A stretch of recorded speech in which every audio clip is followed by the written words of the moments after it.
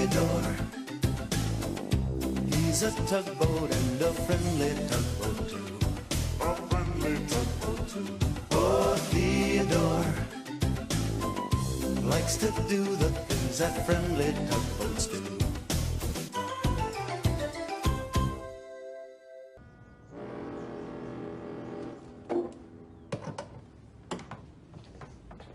Hello.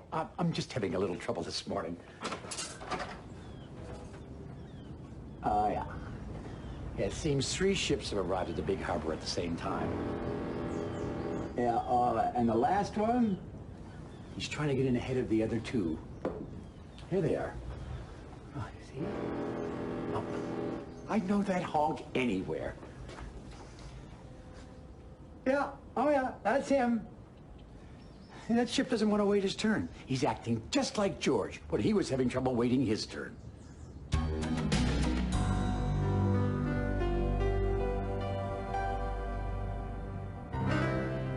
The tugs were lining up for their morning oil. Suddenly, they heard a big whistle blast. George came barreling out of nowhere. "Me first," he blared, butting in front of everyone. "George, you never wait your turn," said Emily.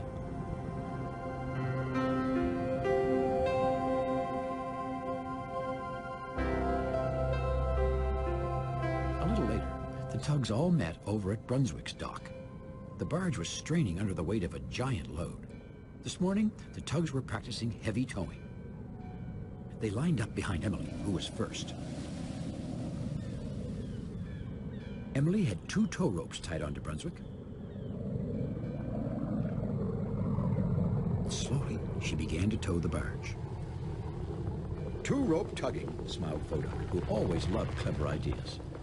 "One tug can pull a very heavy load all by themselves by tying on 2 ropes. Fascinating."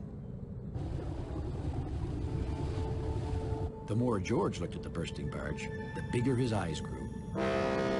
"I want to pull him," he shouted. "Hurry up, Emily." Theodore was next in line, and Emily slowed down to let him have his turn. But George couldn't wait any longer. He blasted by Theodore, blowing up smoke and vrooming his engine impatiently. "Now me," he said. The other tugs glared at George as he buttoned his tow ropes on and began to move Brunswick. "George never waits his turn," said Theodore. "Does this mean I get to go next?" said Hank. "I was behind George." "Hank?" "I was only asking," said Hank.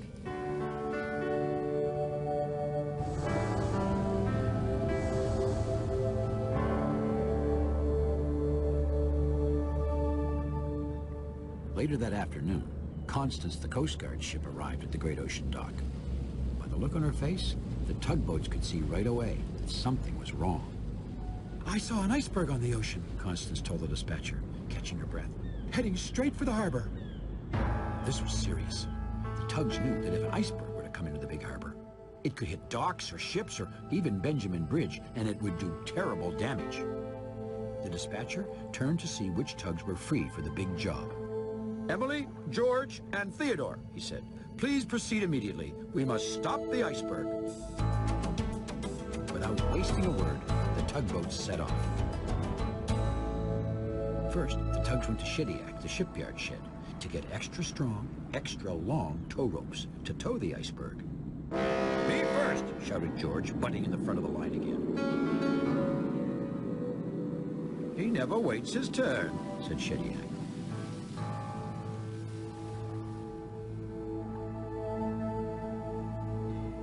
A little later, Theodore, Emily, and George arrived at Owen, the giant oil rig who lived outside the harbor. "No sign of the iceberg," said Emily, scanning the ocean. "Owen," called Theodore, "have you seen anything up there?" "All's quiet," bellowed the ultra-loud rig.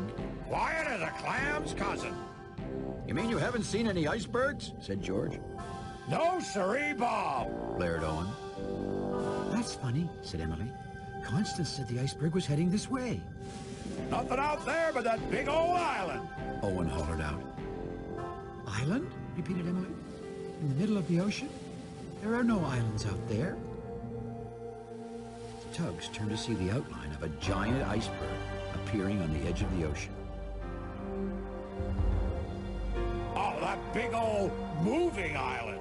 Owen added. Moving towards the harbor, Theodore said quietly.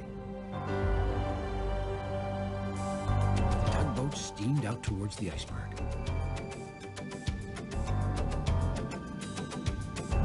It seemed the closer they got, the bigger the iceberg got, and the smaller they felt. The moving island of rock-hard ice creaked and groaned like something alive. How are we going to stop it? Said Theodore. We can't stop it in time, Emily replied. It's too big. But maybe, continued Emily, we can turn it away from danger. Theodore and George followed Emily around to the other side of the giant iceberg while she explained her plan. It's just like the heavy towing we were practicing, she said. But instead of 2 ropes, we'll use 2 tugs, one on each side of the iceberg. Theodore, you can help push him back. Let's tow this oversized popsicle back to the North Pole, boomed George, already rooming his big engine. I'll wrap my tow rope around it first, said Emily.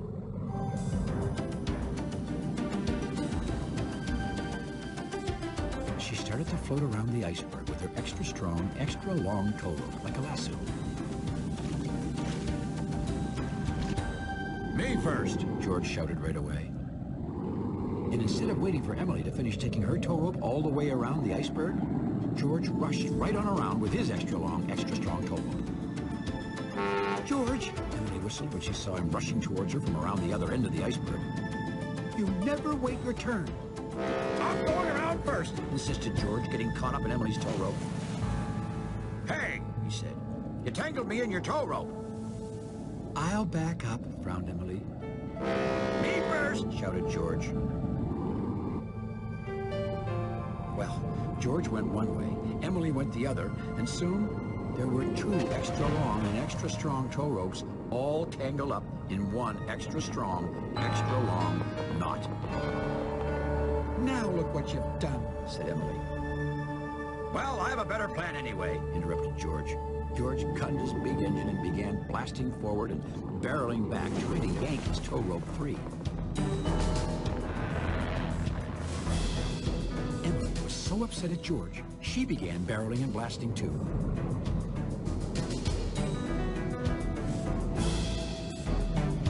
What happened was that the iceberg began to drift in a slightly different direction. Owen was watching the whole thing. Say, does that iceberg look like it's kind of heading this way? He called over to Blandford Buoy nearby. Yes, sirree, Bob, said Blandford quietly. Theodore was still waiting for Emily's signal to begin pushing.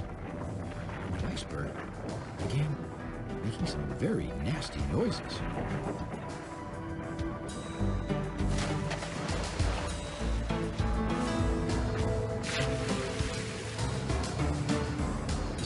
All of George and Emily's barreling and blasting was causing the giant iceberg to begin breaking apart.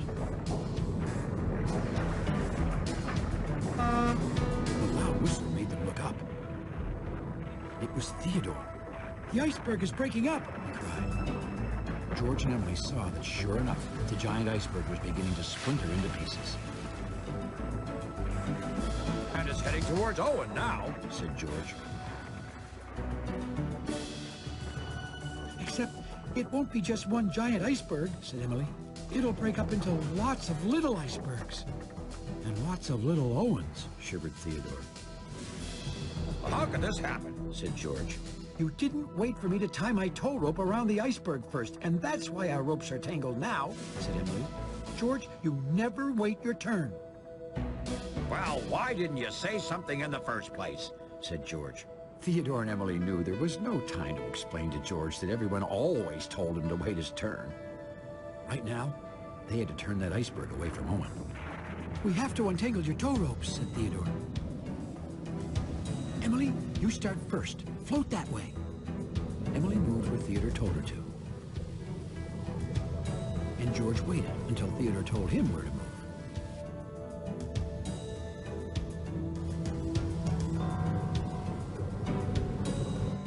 soon, the knot was untangled. "Now wait here, George," shouted Emily. Once again, she circled the iceberg with her tow rope. She couldn't get too close. If any ice fell on her, she knew she would be seriously hurt. This time, George did wait his turn.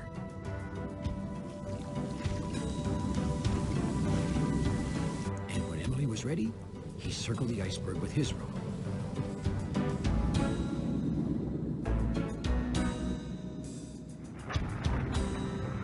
In no time, the two tugs were ready to start towing. By now, the iceberg was so close to Owen, the oil rig could feel the cold air blasting off it. Emily and George revved their powerful engines and slowly began to stop the iceberg. Theodore couldn't help push. Getting close to the cracking iceberg was too dangerous now. Instead, he set about moving the smaller broken chunks of ice safely out of harm's way. Theodore looked around. The iceberg and Owen were so close together that he couldn't see any daylight between them. It's getting pretty chilly, shouted Owen. But Emily and George turned the frozen giant away from Owen with only icicles to spare. Instead of floating once more safely back toward the ocean. Blanford dinged his bell to say, "Good work!" The tugs gathered by Owen, exhausted but very relieved. Say, you tugs did a bang-up job. The big rig boomed. Well, George didn't think bang up was exactly the best way to explain what had just happened, or almost happened, because of him.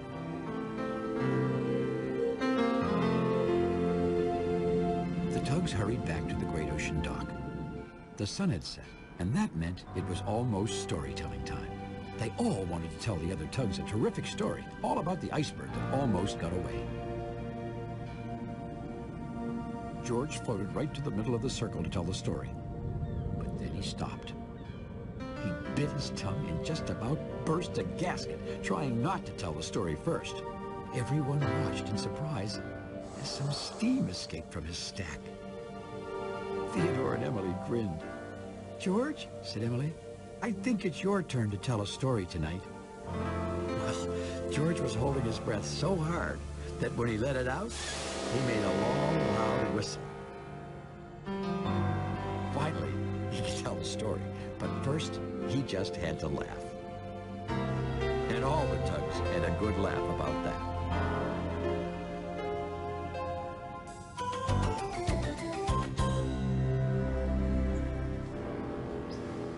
There's that honk again. You know, I wish that ship had heard George's story.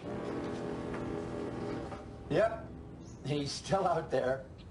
He's blowing up smoke and revving his engine and trying to get into the harbor before anyone else. I know what to do. I'll have George talk to him. George can explain exactly why he can't come in right now. Thanks for visiting us in the big harbor, and we'll see you all again next time. Hello. Is this the dispatcher? Hi, it's the harbor master. Is George around? I'm sure George will have this all straightened out in no time.